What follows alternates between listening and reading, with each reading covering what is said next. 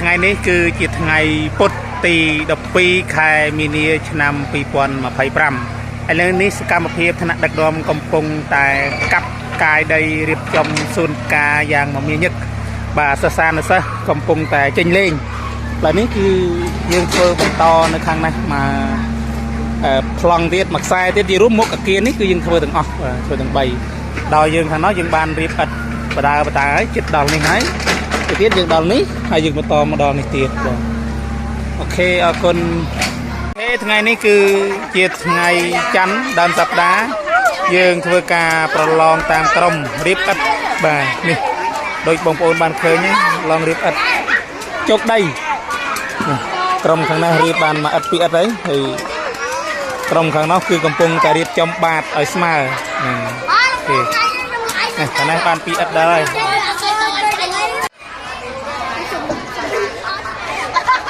ណាគេឲ្យវត្តឌីមកកាយដីមានគ្រូវត្តមានរងជួអូវត្តមានរងជួ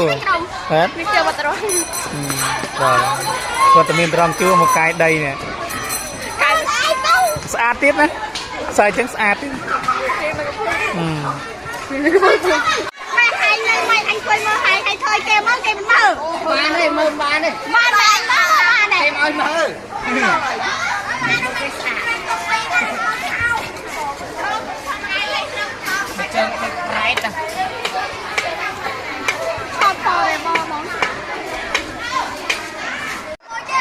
អូខេថ្ងៃនេះគឺថ្នាក់ទី7កកំពុងតែអនុវត្តរៀបឥដ្ឋបន្តទៀតនៅប្លង់ទី4បាទចាំមើលថាតើទឹកដៃ7កហើយនឹងទឹកដៃ7ខួរ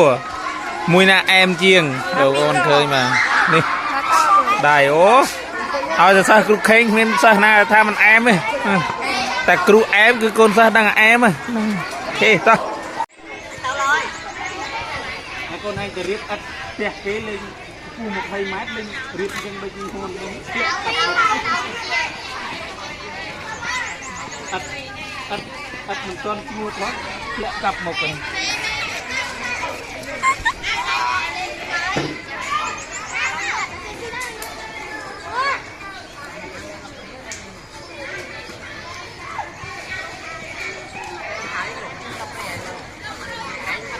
ហើយអីទីថ្នាក់មិនទាន់បានដីពេញមកនឹងផង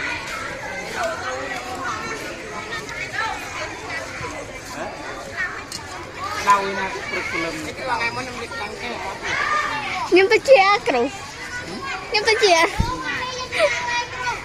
អ្នកណាគេអត់ស្ដាប់នេះបង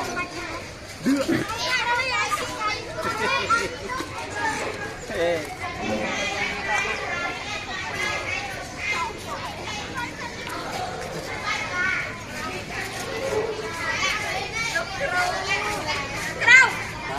พี่น้องเนี่ยกันนะมองไอ้ตัวเตี้ยมองกันละมองเลยตอนลีจูงของ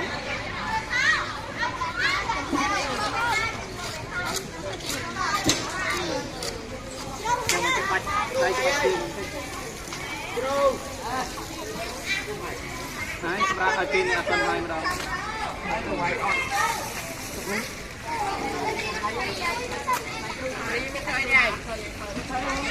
cơm nào cơm nào này ăn vô cái tay ăn miếng ăn đây nhỉ ăn miếng ăn được đây đâu đâu mà cái tay đây thì cái tay đây nghe đâu cái đâu cái đây cái đâu nó cái tay đây hàng cái kia loạt đây